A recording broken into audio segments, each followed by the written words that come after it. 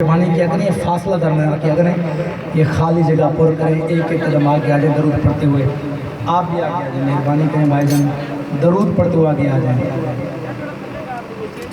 ممبر کو کر لیں نیچے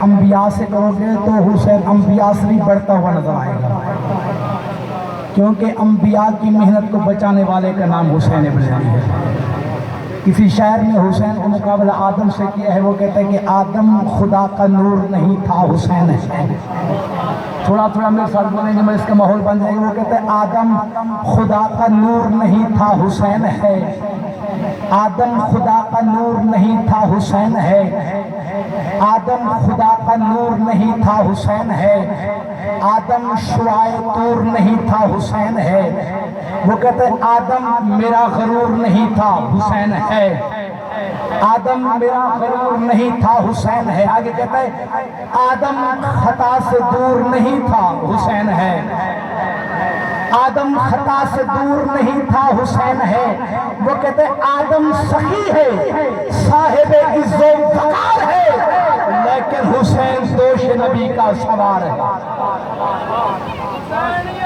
زندہ آباد مل کے سارے زندہ آباد آپ کو نہیں آتا بھائی زندہ آباد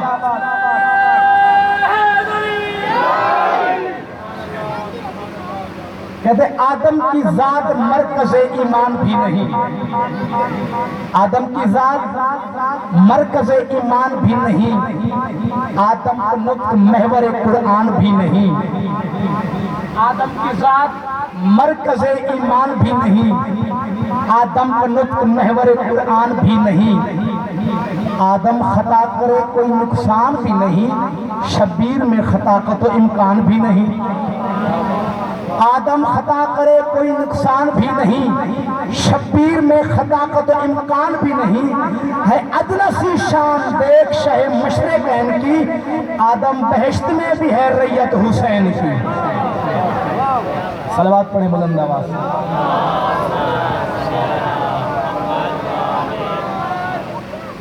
اجازت سے گفتگو شروع کروں جہاں جہاں تشریف فرما ہے آپ بھیجا ہوا ہر جملہ وصول کرنا ہے بولا ہوا ہر لفظ لوہے دل کو لکھنا ہے بات سمجھ میں آئے تو پھر اتنا بولنا ہے کہ یقین کامل ہو جائے میرا خطاب علی کے ماننے والوں میں ہے علی کے سوچنے والوں میں نہیں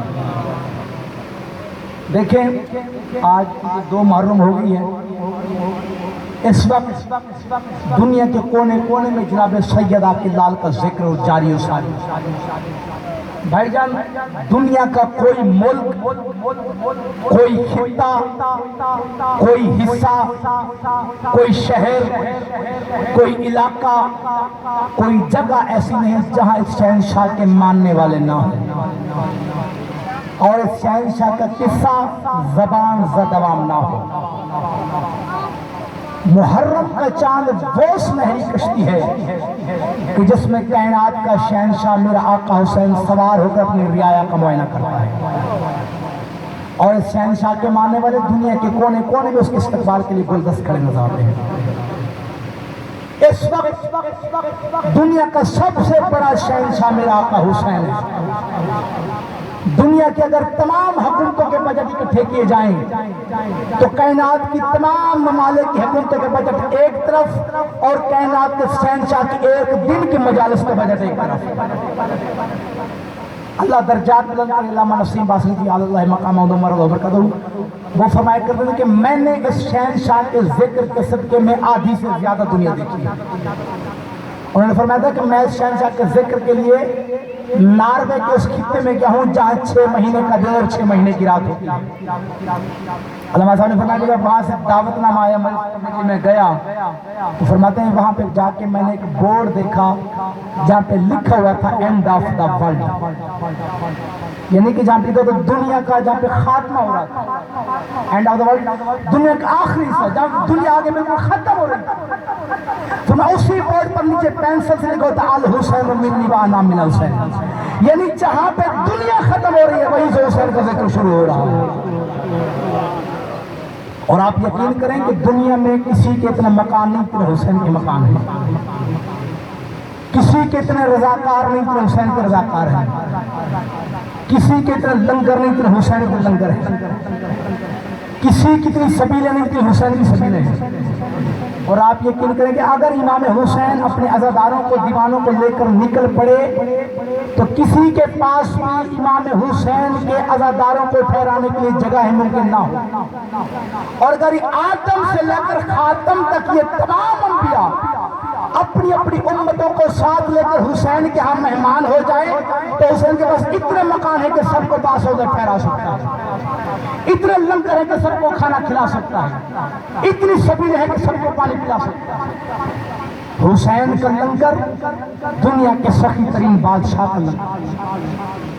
ہمارے علماء نے دیگر مذاہب کی عبادت خانوں میں جا کر جائزہ لیا ہے، ہندوستان کی عبادت خانوں میں جا کر کچھ قیود دیکھے ہیں۔ ہندو اپنے رواج کے مطابق پرشاد، سکھ اپنے گروؤں کی مانی ہوئی فیس تقسیم کرتے ہیں، لیکن سب یہ بیچ میں شرطیں عائد کرتے ہیں کہ جی اس کی ذات کو تسلیم کرنے والے کھائیں، اس کے ہم مسلک کھائیں، اس کے ہم مذہب کھائیں، اسے گرو سمجھنے والے کھائیں۔ اسی طرح ہمارے ائمہ معصومین کی بھی نظر نیاز ہوتی ہے، مثلا 22 رجب کو کنڈے ہوتے ہیں نا تو سرکار غازی کی حاضری پڑھتی ہے، تو آپ یہ شرط لگاتے ہیں کہ جی درود پڑھ کے کھائیں، وضو کر کے کھائیں، نیاز نیچے نہ گرائیں، جیب میں رکھ کر باہر نہ لے جائیں۔ یعنی کہ کائنات میں جتنے بھی مذاہب کے لیے وہ خرائطیں کرتے ہیں یا نیازیں کرتے ہیں تو اس پہ شرطیں لگاتے ہیں، لیکن ممبر کی قسم کائنات میں اگر کسی کا کھلا لنگر ہے تو میرے آقا حسین کا ہے۔ ایک شہنشاہ کا لنگر رنگ، نسل، قوم، مذہب، قوم کی تقسیم کو نہیں دیکھتا، چاہے گورے کھائیں، چاہے کالے کھائیں، چاہے عربی کھائیں، چاہے اجمی کھائیں، چاہے شیعہ کھائیں، چاہے سنی کھائیں، چاہے وہابی کھائیں، چاہے دیوبند کھائیں، چاہے اہل حدیث کھائیں، چاہے مسلم کھائیں، چاہے غیر مسلم کھائیں، چاہے ہندو کھائیں، سکھ کھائیں، یہودی کھائیں، کافر کھائیں، سبھی کھائیں اور جی بھر کر کھائیں۔ سبیلوں کا پانی گلیوں میں بہتا رہتا ہے، چاول پاؤں میں آتے رہتے ہیں، کوئی پابندی نہیں، کوئی شرط نہیں، کوئی رکاوٹ نہیں، جتنا کھائیں کھاتے رہیں، کوئی شرط نہیں، کوئی رکاوٹ نہیں۔ کائنات میں اس طرح کا لنگر یا خدا دے رہا ہے یا پھر حسین دے رہا ہے۔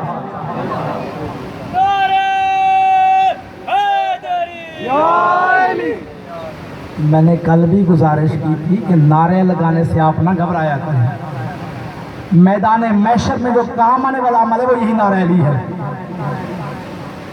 اور یہ نعرہ لگانا تو سنت رسول ہے۔ خیبر تو آپ نے سن رکھی ہے، کافی نے پڑھی بھی ہوگی کتابوں میں کہ جب 40 دن کا وعدہ تھا 39 دن گزر ہو گئے لیکن قلعہ خیبر فتح نہ ہوا۔ وہ نبی کے جو کبھی پریشان نہیں ہوا تھا اس نبی کے چہرے پہ پریشانی کے آثار ظاہر ہوئے۔ آواز تو ہے میرے حبیب، گھبراتا کیوں ہے، پریشان کیوں ہوتا ہے؟ اسے بلانا کہ جو مشکلوں میں مدد کیا کرتا ہے۔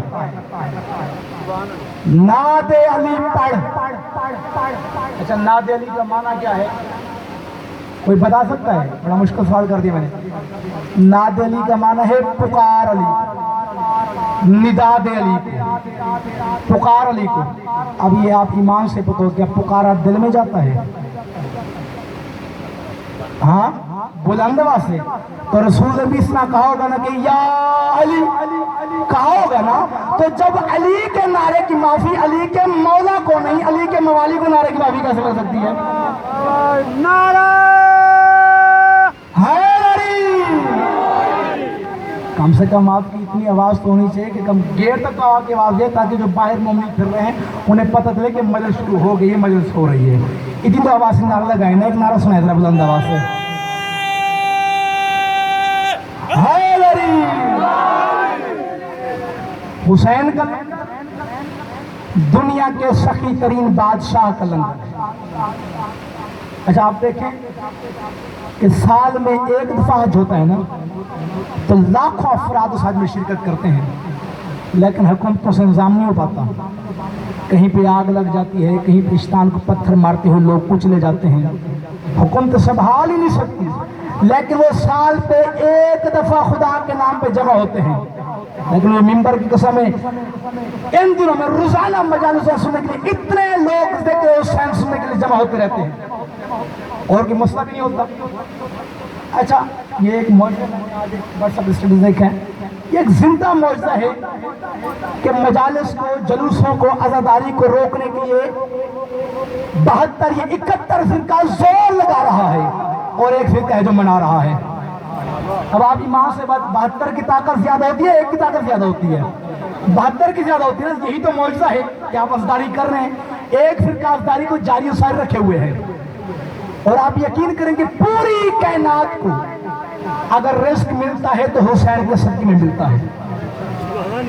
غیر مسلمانوں نے بھی لکھا ہے, شیعہ سنی تسلیم کرتے ہیں, جرجی زیدان جیسا عیسائی مورخ بھی لکھنے پہ مجبور ہو گیا ہے کہ جب حسین کے ششمہ شیرخوار نے میدان کربلا میں قوم اشقیاء سے پانی کا سوال کیا تھا تو جواب میں ایک تیر پھلا تیر چلا گیا اور تیر جا کر اس بچے کے گلے مبارک پہ لگا.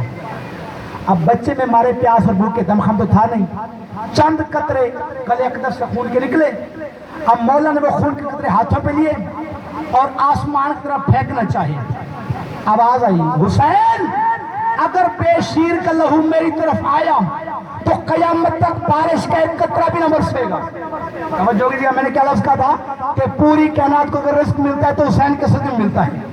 جب علی اصغر کے لہو کے قطرے آسمان کی طرف پھینکنا چاہیے, آسمان کے بعد حسین اگر معصوم کا خون میری طرف آئے تو قیامت تک بارش کا ایک قطرہ بھی نہ برسے گا. امام حسین وہ خون زمین کی طرف پھینکنا چاہیے, زمین کے بعد حسین اگر علی اصغر کا خون میری طرف پھینکا تو قیامت تک ایک دانہ نہ اگے گا, اناج نہیں ہوگا, انگوری پیدا نہیں ہوگی. اب اگر حسین چاہتا تو اصغر کا خون آسمان کی طرف پھینک کر پوری کائنات کو پانی سے محروم کر دیتا, اور اگر حسین چاہتا تو زمین طرف پھینک کر پوری کائنات کو دانے سے محروم کر دیتا. لیکن وہ سخی تھا, اس نے سوچا کہ میں دنیا کو دانے پانی سے کیوں محروم کروں, اس لیے مولا نے وہ علی اصغر کا خون اپنے چہرے پہ مال لیا. اب ایمان سے بتاؤ کیا پوری کائنات کے رزق حسین کی مٹھی میں بند ہے کہ نہیں ہے؟ حسین کی مٹھی میں بند ہے نا. اور اب اگر کوئی قیامت تک پانی پیے گا تو حسین کے صدقے میں پیے گا, قیامت تک کوئی زمین سے اگا ہوا اناج کھائے گا تو حسین کے صدقے میں کھائے گا. اس کے باوجود بھی اگر کوئی کہے کہ میں حسینی نہیں ہوں تو پھر وہ نمک حرام کہلائے گا. زندہ باد سارے مل کے بھائی,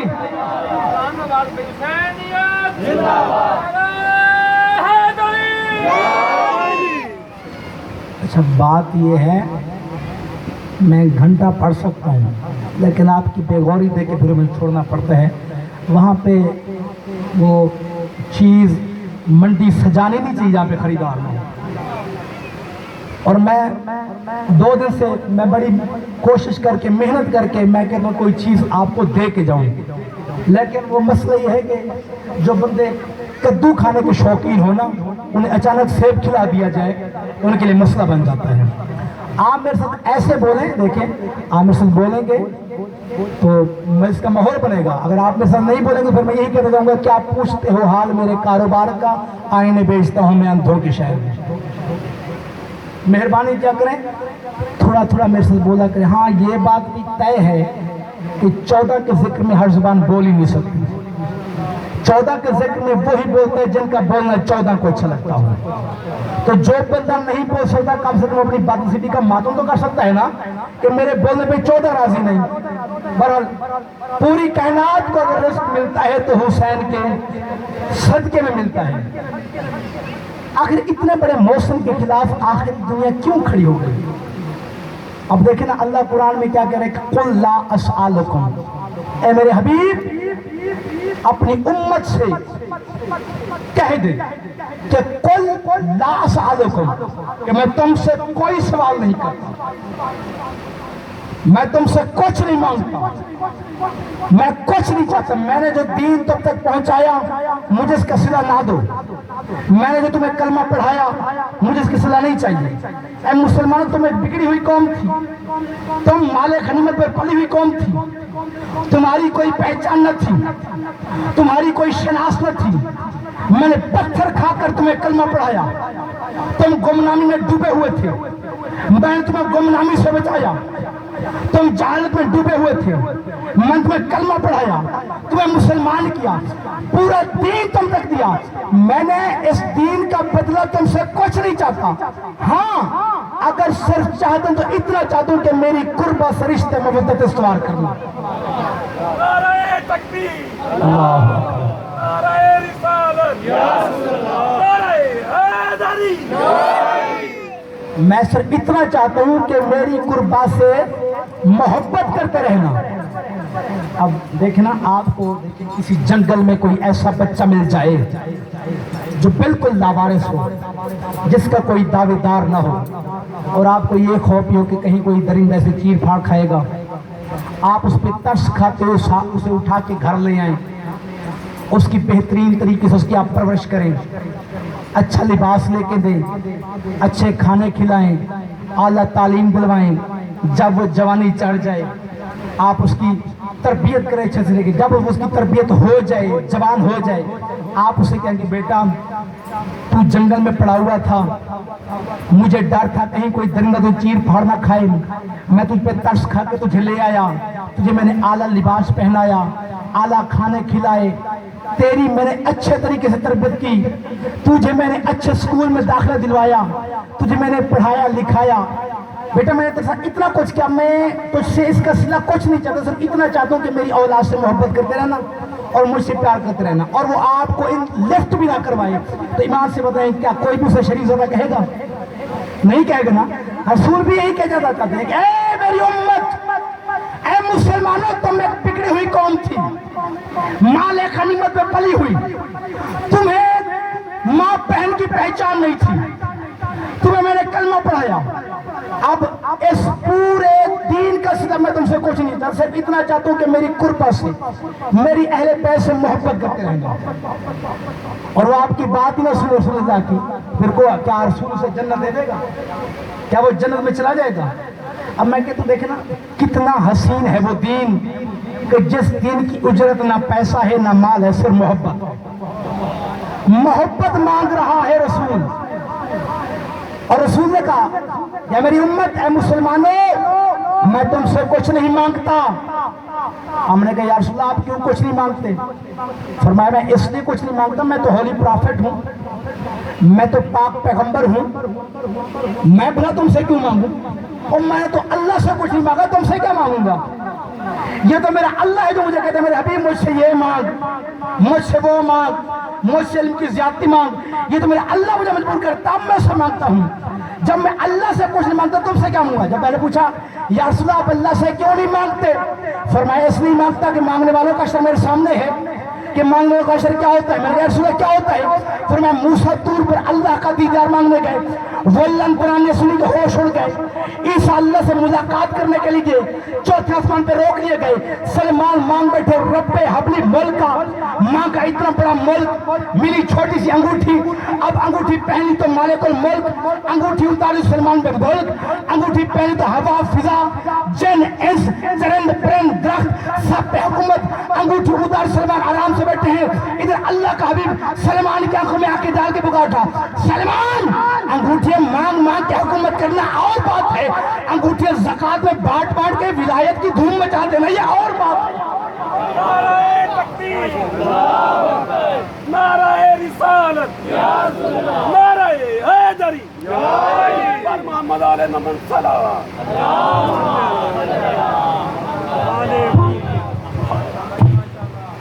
सलमान अंगूठियां मांग मांग के हुकूमत करना, अंगूठियां ज़कात में बांट बांट के विलायत की धूम मचा देना ये और बात। फरमाया मैंने इसलिए अल्लाह से कुछ नहीं मांगा। हाँ, और अल्लाह ने एक रात चुपके से मुझे अपने पास बुला लिया कि मेरे हबीब आ मेरे पास, मुझसे कुछ मांग। और अल्लाह ने बुजुर्गों इस कदर एहतियात किया, अल्लाह ने जब अपने हबीब को अपने पास बुलाया, रसूल पास गए, फरमाया ओतरो मिनी और मेरे करीब आ। रसूल मजीद करीब बढ़े, ओतरो मिनी और करीब आ, और करीब बढ़े, हत्ता कुरान के सुम्मा दना फतदल्ला, اتنا زیادہ قریب ہو گئے رسول اللہ کے کہ رسول کا دل چاہ کے دوڑ کر اللہ سے گلے لپٹ جاؤں، مگر اللہ کا گلا نہ تھا، لہذا رسول کو گلا نہ تھا۔ اور جو ہے لفظوں کی نزاکت کو بھی سمجھا کریں، صلوات پڑھے بلند آواز سے۔ مجھ سے 1000 گنا بہتر پڑھنے والے مولا کے عظیم مداح خان، ذاکری کی دنیا کا ایک عظیم نام جناب میر کرم سنجگر صاحب آگے ہیں، اللہ ان کو بہت بڑا ذاکر بنائے، اتنا بڑا ذاکر بنائے کہ آپ کو باہر سے ذاکر بلوانے کی ضرورت بھی نہ پڑے۔ اللہ ان کو اتنا بڑا ذاکر بنائے کہ آپ کہیں کہ میر صاحب آپ اس معاشرہ ہمارے پاس پڑھیں، اور میر صاحب کہیں گے نہیں جی ہمارے پاس ٹائم نہیں ہے۔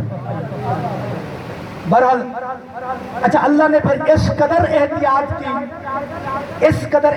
کی، اللہ نے کہا کہ دیکھیں یہاں پہ صرف میں اور یہ ہیں، کوئی اور دیکھنے والا نہیں، کوئی اور سننے والا نہیں، یہاں پہ یا یہ ہے یا میں ہوں، یہ جب کہ بندہ ہے میں اللہ ہوں، یہاں پہ میں اللہ بن کر نہ بولوں شاید گھبرا جائے، اس لیے بھائی جان اللہ وہاں اللہ بن کے نہیں بولا، ایسے بولا جیسے سگا بھائی بولتا ہے، اور کہا میرے حبیب مجھ سے کچھ مانگ۔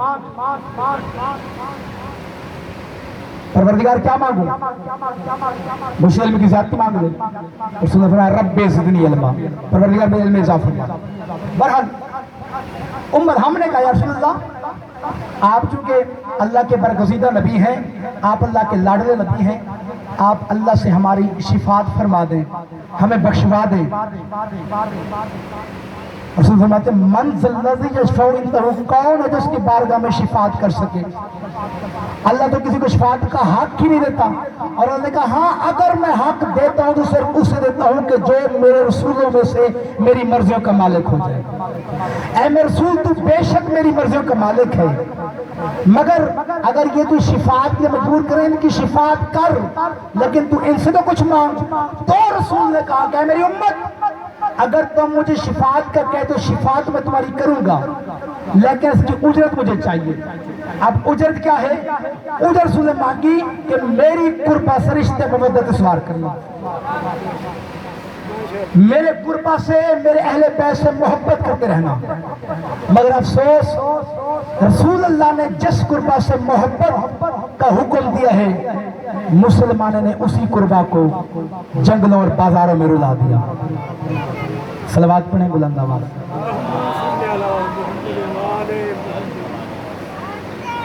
عزت جو بڑی تھی تو مصیبت بھی بڑی تھی، جو کچھ خالق نے آل محمد کو عطا کیا اسے فضائل کہتے ہیں، جو کچھ امت نے آل محمد کو عطا کیا اسے مسائل کہتے ہیں۔ تاریخ کہہ رہی ہے محرم کے چاند میں، تاریخ کہہ رہی ہے محرم کے چاند میں سیدانیوں کے بخت اچانک الٹ گئے، اتنی غریب ہو گئی زہرا کی لاڈلی، بی بی کے ایک لباس میں کئی سال کٹ گئے۔ فرماتے ہیں کہ آباد کس طرح سے چمن فاطمی ہوا، کس کی نظر لگی کہ یہ گھر ماتمی ہوا۔ انظر و فضائل جیسے آپ کا جی چاہے آپ سنیں، لیکن مصائب آپ ہمیشہ غریب بن کے سنا کریں، کیونکہ جو بی بی شام سے چل کے آتی ہے وہ ہمارا فضائل سننے نہیں آتی۔ بی بی سے جب بھی کسی نے پوچھا کہ بی بی کیوں آتی ہم جاہلوں کی مجلس میں، تو بی بی رو کے کہتی میں تو آتی ہوں اپنے بھیا حسین کو رونے کے لیے۔ بی بی کہتے میرا سفر بھی دیکھ میری حسرت بھی دیکھ، شام سے چل کے آتی ہوں حسین کا پرسہ لینے کے لیے۔ بس ازدار و زیادہ طول نہ کروں، 28 رجب کو چھوڑا نا حسین نے مدینہ، صرف بہن بھائی نے نہیں چھوڑا، ایک اور ہستی نے بھی حسین کے ساتھ ساتھ مزار چھوڑی ہے۔ کون؟ بلا تشبیہ جس کا ہاتھ آج بھی یہاں ہے۔ اتنے دکھے پہلو والی بی بی میرے سر پہ قرآن رکھ، مدینے سے کربلا تک محمد کی بیٹی کبھی اکبر کے بابا کے رہوار کے ساتھ چلتی تھی، کبھی اون کی ماں کے محمد کے ساتھ چلتی تھی، مدینے سے کربلا تک چلی ہے۔ عزدارو کربلا کے میدان میں 4 مقام ایسے ہیں جہاں بطول چلی نہیں بلکہ دوڑی ہے۔ سوال کرو میرے پاس دوڑی کہاں کہاں ہے؟ عزدارو پہلا اس وقت دوڑی ہے جب ہم شکل پیغمبر کو برچھی لگی، جب حسین کے جوان بیٹے کو نیزہ لگا، جو ہی علی اکبر کو سینے میں برچھی لگی نا، علی اکبر نے بلا قسمی اکاڑ کے گلے میں باہیں ڈالی اور کہا گھوڑا میری اور کوئی فرمائش نہیں، تو مجھے وہاں لے چل جہاں میرا مظلوم بابا بیٹھا ہوا ہے۔ اب تیرا کیا خیال ہے کہ شامی نے راہ دے دیا تھا؟ جہاں سے جوان بیٹا حسین کا گزرتا، پتھروں والے پتھر مارتے، نیزوں والے نیزہ مارتے، خنجروں والے خنجر مارتے، تیروں والے تیر مارتے۔ عزادار حسین نے دیکھا کہ میرے بیٹے کو پرچھی لگنے کے بعد بھی مر رہے ہیں، حسین سے برداشت نہیں ہوا، حسین اکبر کے گھوڑے کے پیچھے دوڑ رہا ہے، جہاں جہاں اکبر کا گھوڑا جاتا ہے حسین اکبر کے گھوڑے کے پیچھے جاتا ہے۔ حسین نے دیکھا ایک سیاہ برقعے والی بی بی ہے، جدھر جدھر اکبر کا گھوڑا دوڑتا ہے اکبر کے گھوڑے کے پیچھے پیچھے دوڑتی ہے۔ حسین صدا کے دے کے کہتے اے ضعیفہ، ہے تو مجھ مظلوم کا بیٹا، اس کے پیچھے دوڑنے والی تو کون ہے؟ بی بی رو کے کہتے حسین مجھے پہچان، وہ میں تیری ماں زہرا ہوں۔ حسین جیسے تجھے اکبر پیارا ہے ویسے مجھے تو پیارا ہے۔ حسین ماں کو بچے بڑے پیارے ہوتے ہیں۔ اللہ لعنت اللہ علی القوم الظالمین وسایعلم الذین ظلموا ای منقلب ینقلبون۔